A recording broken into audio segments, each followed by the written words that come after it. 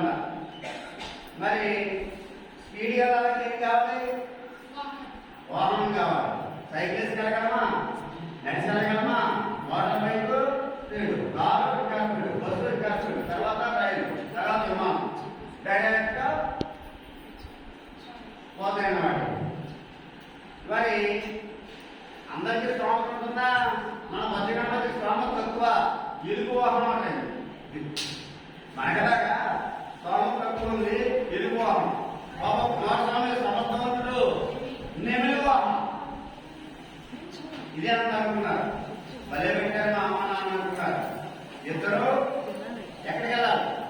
సర్వతీర్థ క్షేత్రాలు తిరిగి రావాలి. అప్పుడు కుమారస్వామి ప్రయాణమయ్యారు.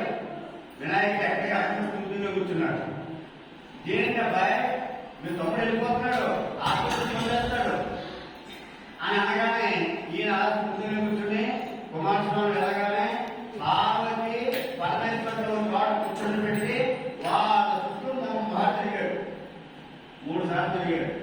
తిరిగి కూర్చున్నాడు. మామూలుగా ఇక్కడ వాడు తిరిగేసరికి కుమారస్వామి ఏ క్షేత్రాలు తీర్థాలకు వెళ్ళారో వాటన్నిటికీ కూడా ఈ నెల్లి కుమారస్వామి ఎదురవుతున్నాడు.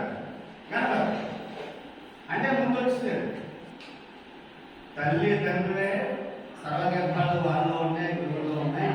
మీరే నా గురువు దైవం తల్లి తండ్రి అని చెప్పి వాళ్ళకి నమస్కరించగానే అప్పుడు పార్వతీదేవి పరమేశ్వరుడు గణాధిపత్యాన్ని వినాయకుడికి ఇచ్చారు.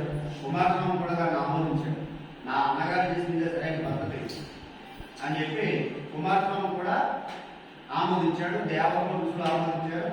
అప్పటి నుండి ఎప్పుడు ఏ పని తలచినా ఆ భద్రగణపతితో ప్రార్థిస్తారు. ఈ కథ చాలా ఉంది, కానీ మనకు తెలియాలి వినాయక పద్ధతి వాడుకుందాం, వినాయక పూజ